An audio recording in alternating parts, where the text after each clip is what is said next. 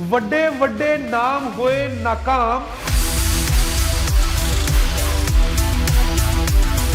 Virat Kohli, Rohit Sharma, KL Rahul, Shekhar Dhawan सारे होए flop.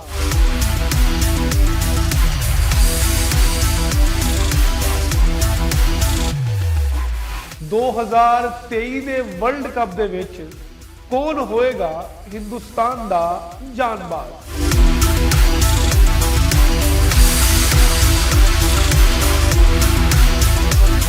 सत श्री अकाल, नमस्कार ते अस्सलाम वालेकुम। तुसी वेख रहे हो इंडोज टीवी आस्ट्रेलिया ते मैं तुहाडा मेज़बान नासिर अली। नाज़रीन, टीम इंडिया जिहड़ी के न्यूजीलैंड दे विच वनडे सीरीज़ हारन तो बाद अपनी फुल स्ट्रेंथ दे नाल बंगलादेश दी धरती ते उतरी सी ते आख्या जा रहा सी कि बंगलादेश दे खिलाफ भारतीय टीम भरपूर अंदाज दे नाल मैच जितेगी क्योंकि वड्डे नाम सी टीम दे विच।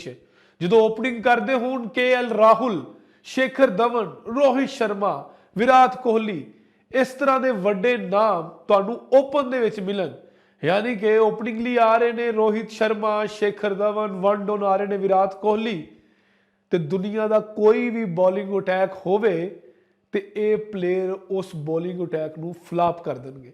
लेकिन तुहानू ये सुन के हैरत होएगी कि कोई भी बॉलिंग अटैक जिहड़ा कि ये जोड़ी या ये पेयर फ्लॉप कर सकता है, ये पेयर दुनिया की सब तो माठी टीम के अगे फ्लॉप हो गया।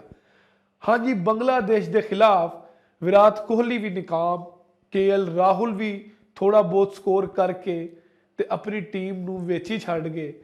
रोहित शर्मा ने कप्तान ने जिन्हां दी फिटनेस के उत्ते बड़े सवाल चुके जा रहे सी वर्ल्ड कप दे विच, वो भी 50 ओवर के फॉर्मेट च कुछ भी नहीं कर सके। बांग्लादेश के खिलाफ वनडे सीरीज़ के पहले मैच जो मीरपुर च खेडिया गया उस बांग्लादेश ने टॉस जित के टीम इंडिया नू बैटिंग की दावत दी। बैटिंग करदे होया पूरी इंडियन टीम 186 ते आउट हो गई। हाँ जी, पूरी इंडियन टीम 186 ते ऑल आउट हो गई। जो ओपनिंग करन आए शेखर धवन ते रोहित शर्मा, उन्होंने 3-4 अच्छे स्ट्रोक्स लगा के एक दफा बांग्लादेश को अंडर प्रेशर किया, लेकिन बांग्लादेश के साबिक कप्तान लैफ्ट आर्म स्पिनर शाकिब उल हसन जो आए बॉलिंग करन तो उन्होंने आके रोहित शर्मा, विराट कोहली, सुरेश एयर्स, केएल राहुल जैसे वड्डे नाम जिहड़े सी उन्होंने आउट कर दिता। तो उस तो बाद पूरी टीम इंडिया 186 ते आउट हो गई। खैर, इंडियन टीम इन्नी भी बुरी नहीं कि वह 186 का दिफा ना कर सकन। उन्होंने 186 का दिफा बड़े भरपूर अंदाज न शुरू किया तो पहले ही विकेट जी वो मैच की पहली बाल थे दीपक चहार ने आउट कर दी। उस तो बाद बांग्लादेश की टीम संभल नहीं सकी तो 130 स्कोरां से बांग्लादेश के 9 खिलाड़ी आउट हो गए। लेकिन आखिरी विकेट 10वीं विकेट जिहड़ी कि इंडिया नू नहीं मिली तो इंडियन टीम जिहड़ी हैगी सी वो 10वीं विकेट के कोलों यानी कि टेल एंडर्स 10वें ते 11वें नंबर वाले बैट्समैन के कोलों 56 स्कोर खा गई। कोई भी इंडियन बॉलर कोई परफेक्ट यॉर्कर मार के मेहंदी हसन मिराज ते मुस्तफिजुर रहमान नू आउट ना कर सकिया। मुस्तफिजुर रहमान ते मेहंदी हसन मिराज के दरमियान वनडे क्रिकेट दे विच तारीख की चौथी वड्डी 11वीं विकेट की पार्टनरशिप हुई, जिहदे विच तकरीबन 56 स्कोरां चों 42 तो 43 स्कोर मेहंदी हसन मिराज ने किया तो मुस्तफिजुर रहमान ने 13 तो 14 स्कोर किया है। इस तो बाद मैन ऑफ द मैच लिए मेहंदी हसन मिराज नू चुनिया गया तो उन्होंने मैच का बेहतरीन खिडारी जिहड़ा करार दिता गया। नाज़रीन, इत्थे सवाल ये पैदा होता है कि 2023 का वर्ल्ड कप जिहड़ा कि हिंदुस्तान की धरती ते होण जा रहा है, उस world cup they which Indian team इस तरह का परफॉर्म करेगी क्योंकि इंडियन टीम नू इस टूरनामेंट च फेवरेट आख्या जा रहा है। ये कहा जा रहा है कि वो इस टूरनामेंट के विच इसलिए फेवरेट है क्योंकि उन्होंने सरजमीन ते हो रहा है तो एशिया की सरजमीन के उत्ते भारतीय टीम बहुत स्ट्रोंग है।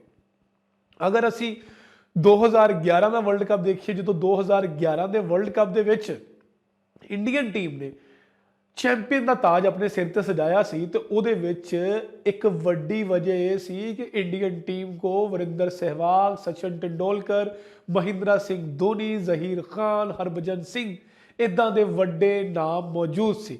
ਜਦਕਿ ਹੁਣ ਇੰਡੀਅਨ ਟੀਮ 'ਚ ਸਿਰਫ ਵਿਰਾਟ ਕੋਹਲੀ।